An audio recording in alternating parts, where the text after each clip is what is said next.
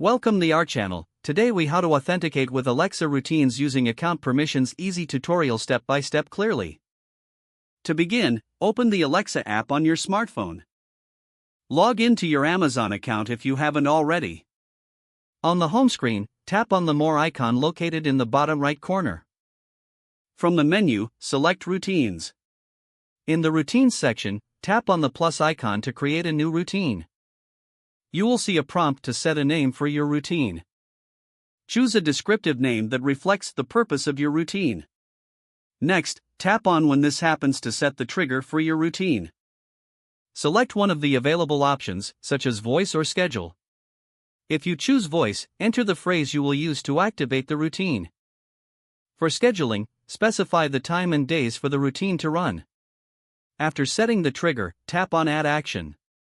You'll be presented with various action categories like Smart Home, Alexa Says, and more.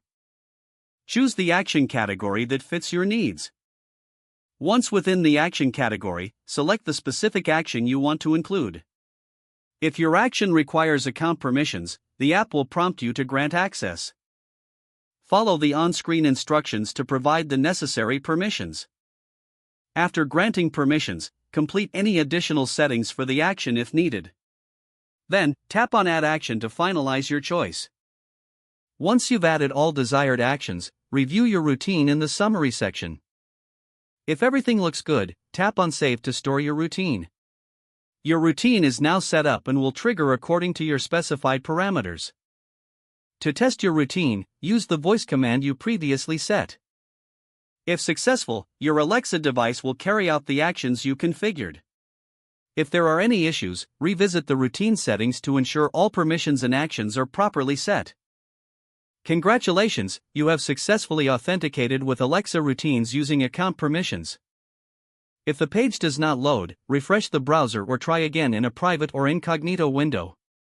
Make sure you are using the correct email address, then retype it carefully to avoid small typos.